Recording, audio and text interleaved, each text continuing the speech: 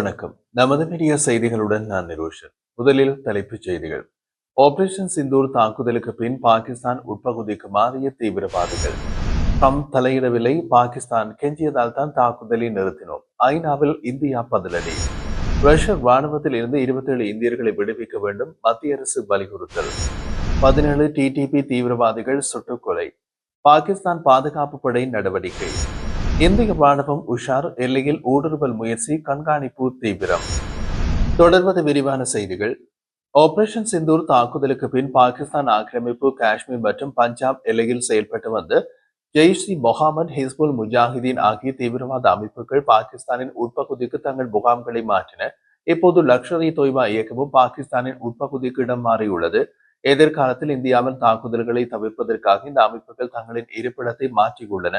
Afghanistan எல்லையிலிருந்து 47 kilometre தொலைவில் உள்ள திரும் மாவட்டத்தில் மர்கஷ்-இ-அக்ஷா என்ற புதிய மையத்தை லஷ்கர்-இ-தொய்பா கட்டியுள்ளதனை செயற்கைக்கோள் படங்கள் உறுதி செய்துள்ளன. இந்த தகவலை இந்திய உளவுத்துறை தெரிவித்துள்ளது. அமெரிக்காவின் நியூயார்க்கில் உள்ள ஐநா பொதுசபையில் 80வது அமர்வு பொது விவாதம் நடந்து வருகின்றது. இதில் அமெரிக்க ஜனாதிபதி ட்ரம்ப் உட்பட பல்வேறு நாட்டு தலைவர்கள் பேசினார்கள். ஐநா சபையில் பேசிய பாகிஸ்தான் பிரதமர் ஷெஹ்பாஸ் ஷெரீப், இந்தியா பாகிஸ்தான் போரை அமெரிக்க ஜனாதிபதி ட்ரம்ப் மற்றும் அவரது குழுவினர் தலையிட்டு நிறுத்தியதாக தெரிவித்தார். ட்ரம்ப் சரியான நேரத்தில் மற்றும் தீர்க்கமாக தலையிடாவிட்டால் ஒரு முழுமையான போரின் விளைவுகள் பேரழிவை ஏற்படுத்தியிருக்கும் என்றும் அவர் தெரிவித்தார். இந்த போரை நிறுத்தியதில் அமெரிக்காவின் தலையீடு இல்லை என்றும், பாகிஸ்தான் கெஞ்சியதால் தான் தாக்குதல் நிறுத்தப்பட்டது என்றும் இந்தியா பலமுறை திட்டவட்டமாக கூறியுள்ளது. ஆனால் போரை நிறுத்தியதாக ட்ரம்ப் தொடர்ந்து தெரிவித்து வருகின்றார். ஐநா சபையில் பாகிஸ்தான் பிரதமர் தொடர்ந்து பேசிய போது இந்திய போர் விமானங்களை சுட்டு வீழ்த்தியதாக கூறிய அவர், சிந்து நதி நீர் ஒப்பந்தம் ரத்து செய்யப்பட்ட விவகாரம், காஷ்மீர் பிரச்சனைகள் ஆகியவற்றை பற்றியும் பேசினார். பாகிஸ்தான் பிரதமரின் பேச்சுக்கு இந்திய ஐநா பொது சபையிலேயே தக்க பதிலடி கொடுத்துள்ளது. ஐநா பொது சபையில் ஐநாவுக்கான இந்தியாவின் நிரந்தர தூதரக செயலாளர் பெட்டல் ஹாக்லோட் பேசிய போது, ஐநா சபையில் பாகிஸ்தான் பிரதமர் அபத்தமான நாடகங்களை அரங்கேற்றியுள்ளார். அவர் மீண்டும் ஒருமுறை பயங்கரவாதத்தை மகிமைப்படுத்தினார். பயங்கரவாதம் பாகிஸ்தானின் வெளியுறவு கொள்கைகளின் மையமாகும். பஹல்காம் பயங்கரவாத தாக்குதலுக்கு பொறுப்பான தி ரெசிடென்ட் ஃப்ரண்ட் பயங்கரவாத அமைப்பை பாகிஸ்தான் பாதுகாக்கின்றது. பயங்கரவாதத்திற்கு எதிரான போரில் பங்காளியாக நடித்து ஒசாமா பின் லேடனுக்கு அடைக்கலம் கொடுத்தது. ஆபரேஷன் சிந்தூர் நடவடிக்கையின் போது தாக்குதலை நிறுத்துமாறு பாகிஸ்தான் ராணுவம் இந்தியாவிடம் கெஞ்சியது. மே 9ஆம் தேதி வரை இந்தியா மீது பாகிஸ்தான் தாக்குதல் நடத்தியது. ஆனால் மே 10ஆம் தேதி பாகிஸ்தான் ராணுவம் தாக்குதலை நிறுத்துமாறு இந்தியாவிடம் நேரடியாக கெஞ்சியது. இதனால் தான் தாக்குதல் நிறுத்தப்பட்டது. இந்தியா பாகிஸ்தான் இடையிலான எந்த ஒரு பிரச்சனையிலும் எந்த மூன்றாம் தரப்பினரும் தலையிட இடமில்லை.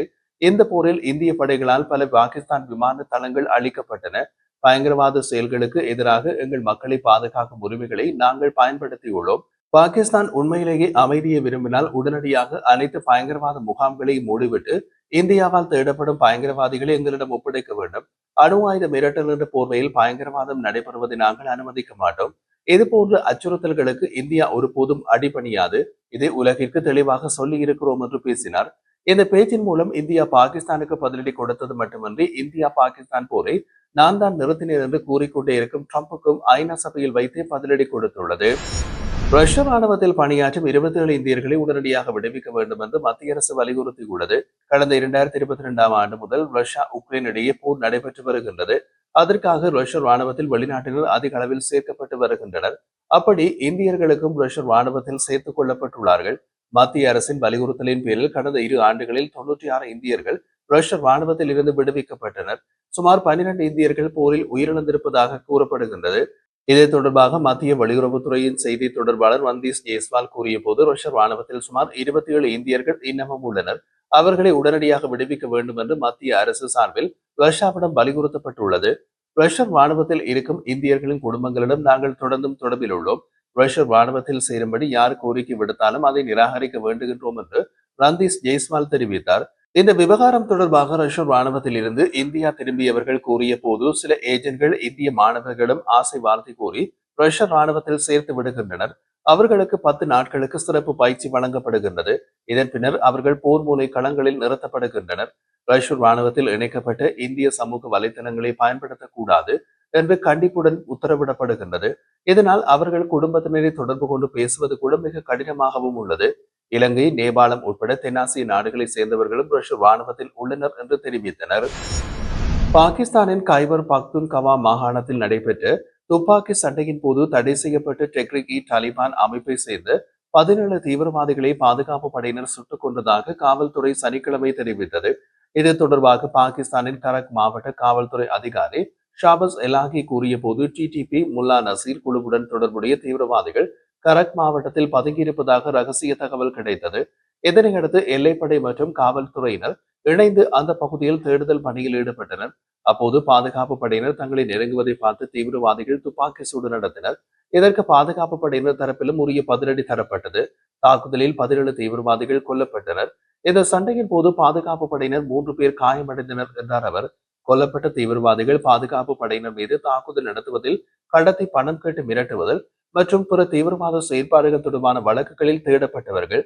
மோதலின் போது தப்பி பிற தீவிரவாதிகள் சுற்றுவட்டார பகுதிகளில் அடைக்கலம் புகுந்த நிலையில் அவர்களை பிடிக்க தேடுதல் வேட்டை நடைபெற்று வருகின்றது. இதன் காரணமாக கரக் மாவட்டத்தின் தஷாக்கீல் மற்றும் அருகில் உள்ள கிராமங்களில் ஊரடங்கு உத்தரவு பிறப்பிக்கப்பட்டுள்ளது. காஷ்மீர் பள்ளத்தாக்கு பகுதிக்குள் ஊடுருவதற்காக எல்லை கட்டுப்பாட்டு கோட்டு பகுதிக்கு அப்பால் தீவிரவாதிகள் தயார் நிலையில் காத்திருப்பது கண்டறியப்பட்டுள்ளது. அதன் காரணமாக படைகளின் கண்காணிப்பு தீவிரப்படுத்தப்பட்டுள்ளது என்று இந்திய எல்லை பாதுகாப்பு படையினர் இன்ஸ்பெக்டர் ஜெனரல் அசோக் ஜாதவ் தெரிவித்தார்.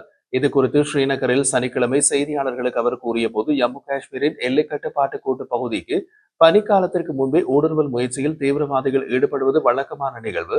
பனிக்காலம் தொடங்குவதற்கு இன்னமும் 2 மாதங்கள் உள்ள நிலையில் நவம்பர் இறுதி வரை அவர்கள் ஊடுருவல் முயற்சியில் ஈடுபடுவார்கள். பனிக்காலம் தொடங்கிய பின்னர் 6 மாதங்களுக்கு ஊடுருவல் வாய்ப்பு மிக குறைவு. இதன் காரணமாக தற்போது ஏராளமான தீவிரவாதிகள் பந்திப்பூரா, குப்வாரா உட்பட எல்லை கட்டுப்பாட்டு பகுதிகளில் ஊடுருவ காத்திருப்பது தெரிய வந்துள்ளது. இவர்களின் முயற்சியினை தடுக்கும் விதத்தில் அந்த பகுதியில் பாதுகாப்பு பலப்படுத்தப்பட்டு கண்காணிப்பு தீவிரப்படுத்தப்பட்டுள்ளது. உயர் தொழில்நுட்ப கண்காணிப்பு கருவிகளுடன் ராணுவம், எல்லை பாதுகாப்பு படை வீரர்களும் கூட்டாக இந்த கண்காணிப்பில் ஈடுபட்டுள்ளனர். இந்த ஆண்டில் இதுவரை 2 ஊடுருவல் முயற்சிகளை பாதுகாப்பு படையினர் வெற்றிகரமாக முறியடித்துள்ளனர். எல்லை கண்காணிப்பில் புதிய நடைமுறை மற்றும் நவீன தொழில்நுட்பங்கள் பயன்படுத்தப்படுவதால் தீவிரவாதிகளின் ஊடுருவல் இனி சாத்தியம் அல்ல என்கின்றார். இந்தியா எல்லைக்குள் வழி தவறி வந்த பாகிஸ்தான் நாட்டை சேர்ந்தவரை எல்லை பாதுகாப்பு படை அதிகாரிகள் பாகிஸ்தானுக்கு திருப்பி அனுப்பினர். இது குறித்து அதிகாரிகள் சனிக்கிழமை கூறிய போது, இந்திய எல்லைப் பகுதிக்குள் கடந்த 25ஆம் தேதி வழி தவறி வந்த பாகிஸ்தானை சேர்ந்த முகமது அக்ரம் என்பவரை பாதுகாப்பு படையினர் கைது செய்து விசாரணை நடத்தினர்.